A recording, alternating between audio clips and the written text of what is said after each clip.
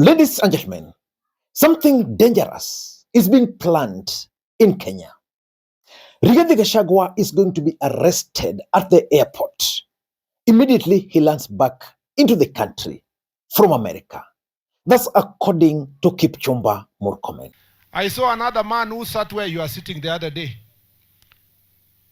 disparaging our country, talking about issues of insecurity as though it's a joke, to the extent that he's talking about, he thinks that he's going to parade issues of terrorism in America for him to get votes.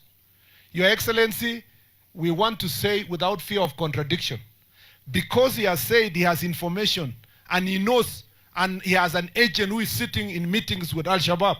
As soon as he lands in Kenya, he must record a statement to tell us exactly which meetings he's doing with terrorists. This country, you know, we have joked for far too long. Lakini bahati mbaya. Na mtu kumbavu kama huyo alifataje kukaa kiti kama hii jameni? You know? It is just unbelievable. And so we are saying that we must carry ourselves with the responsibility that deserves if you are holding a public office. Such a person, mtu anaongea namna hiyo atakuwa rais ya mji yote. Huyo mtu anaweza kuwa rais ya alishindwa kuwa deputy president akumaliza hata half term. Alafu anakuja kutuambia sijui what term. Yeye mwenyewe angemaliza half term. Kwa kitabu ya kisheria, kwa history ya Kenya, anakaa kama mtu hajawahi kuwa deputy president. Ilioshwa kabisa na ile impeachment ikapotea.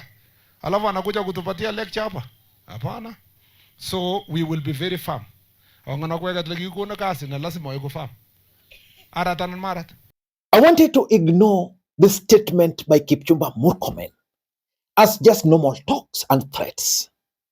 But when I heard Professor Abraham Kithure Kindiki speaking, listening to Professor Kithure Kindiki, because this is a man whose words are normally guided.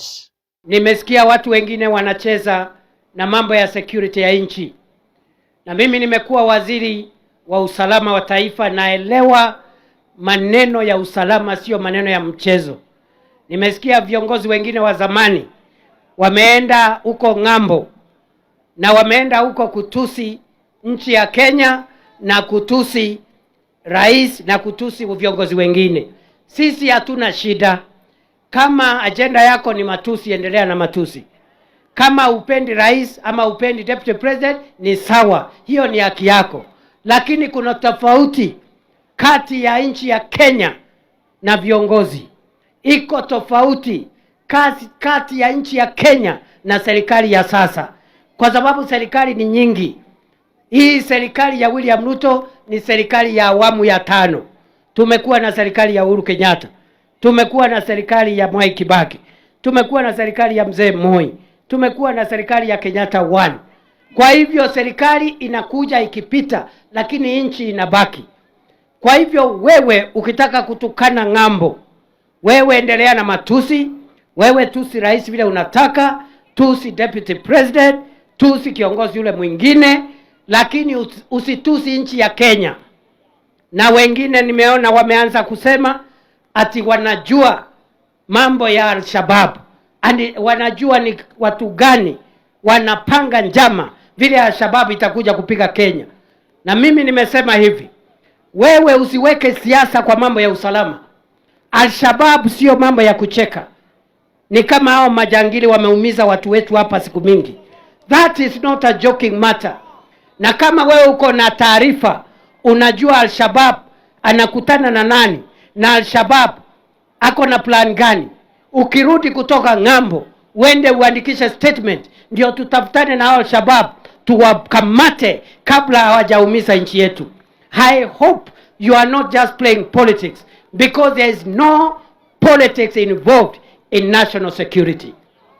Tuendelee tusiendelee? Tuendelee tusiendelee? In short, plans are underway to arrest Rigathi Gachagua immediately he returns back into the country. Ladies and gentlemen, something has also been happening to Rigathi Gachagua's allies back in Kenya. Their rallies are being stopped. But importantly, in most cases, they'll wake up and find police around their homes. What does that mean? Used to talk to me. When I went down to the shopping center, you have seen how many they are. He's telling me I call the OCPD because I'm holding an illegal meeting. I want to tell them I'm a citizen of this country. I know my rights. I've been elected by these people to represent them. I can host them. In fact, let Ruto know I have hosted him here. I have hosted him with more than 3,000 people, leave alone these 20 who are coming. So this is my private property. I don't see why and how. The whole squad. There's no police in town where they're supposed to be working. They are all over. That I should not host guests in my house. For me, I interpret it to mean that the government is actually testing how Rigathi Gachagua's allies can react if the government were to decide that Rigathi Gachagua would be arrested at the airport. For example, what do you think can happen if on the day Rigathi Gachagua will be returning back into the country, the government decides to stop all his allies from leaving their homes? What will happen? So I'm seeing test run, but I don't want to get into that for now. For now, I want us to focus on the statement by the two individuals, Kipchumba Murkomen and Professor Abraham Kithure Kindiki. The plan to arrest Rigathi Gachagua. Before you do that, for those who are watching this channel for the first time, please take a second or two, click the subscribe button so that next time we produce a video like this, YouTube will automatically notify you. And to the subscribers, I want to continue thanking you guys for your continued support. Because without that support, this channel cannot be where it is. Ladies and gentlemen, a few weeks ago, or is it months now, on this platform, I opined that William Ruto and the government feared arresting Rigathi Gachagua. As a matter of fact, there were even plans to stop Rigathi Gachagua from flying to the US and probably arrest him. But the US government stopped William Ruto and the government from doing that. But will they finally manage to arrest Rigathi Gachagua? And what will be the political implication of arresting Rigathi Gachagua on the day he will be landing back into the country? That's exactly what I want us to understand. For me, number one, they want to gauge the reaction of Rigathi Gachagua's supporters. Rigathi Gachagua went to the US. Was it supposed to be 2 or 3 months? So far, so good for him, but so far also not so good, based on how you are looking at it. But Rigathi Gachagua has succeeded in one thing while in America, painting William Ruto black. In fact, on a global stage, Rigathi Gachagua has really destroyed the image of the president. And that's not sitting well with William Ruto's government and his allies. So the question is, what can they do? Rigathi Gachagua has been attacking William Ruto locally here, nothing. Outside there, nothing. What can they do? A decision has been reached to arrest him. So what Kipchumba Murkomen is saying and what Professor Abraham Kithure Kindiki is saying is simple. They want to gauge how his supporters will react. Let us wait and see how his allies will start talking, especially from tomorrow, about the impending arrest. That's what they want to gauge.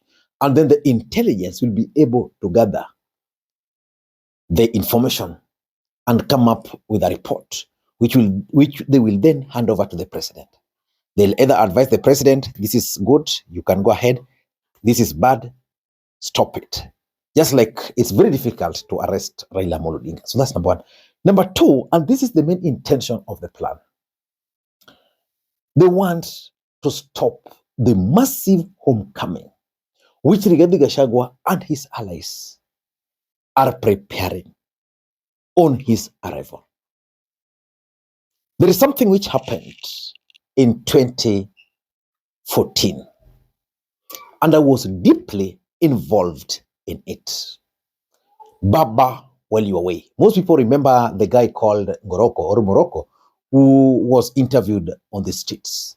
The truth is, I was actually the man behind that thing with a group of friends. We were like, Baba has been away. What do we do? By that time, Raila Odinga had been isolated. Friends had disappeared. He had been defeated. He went to Boston. Then we said, while Baba is away, we want to organize for him something. Then we started doing things online, promoting it. I remember coordinating with Baba while in the US and his team, to an extent that even his flight, we had to stop somewhere. When the event now became serious, everybody took it. I remember the MPs, the governors then took it up from us. But that's a story for another day. Matiba was sick some time back. He went to London for treatment. Daniel Moi organized something for him, a very huge homecoming. Uhuru Kenyatta and William Ruto went to The Hague. When they were coming back, a huge homecoming was organized for them. Those homecoming is what kick-started their presidential bid. After Baba while away, when he came back, that's how Raila reinvented himself. Matiba the same. Rigathi Gachagua and his team were planning a massive homecoming. Then the government is saying he will be coming, but we will be waiting for him at the airport. So which means he will land at the airport, but he will not come out of the plane. He can even land, then they send him back. They will do nothing. So basically that's the main plan, to stop that homecoming. Because that homecoming can be so huge that the entire country, when I talk of country, I'm talking of the one-term group, will be swept away with it, and the government will be in a very bad state. Number 3, they want to instill fear in Gachagua. You see, Rigathi Gachagua is bold, but that boldness has never been tested. Rigathi Gachagua has never been arrested. As we speak, Rigathi Gachagua has never had his properties attached by the government. He's a former DO. He's operated within the government all his life. He's unlike, for example, Raila Odinga or, say, Matiba, who really suffered, real suffering. He's just been making noise.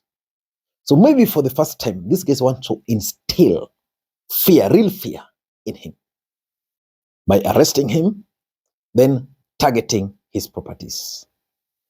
I don't know whether that will work for Rigathi, because so far, Rigathi has turned any other stone thrown at him, he has turned into good use in his favor.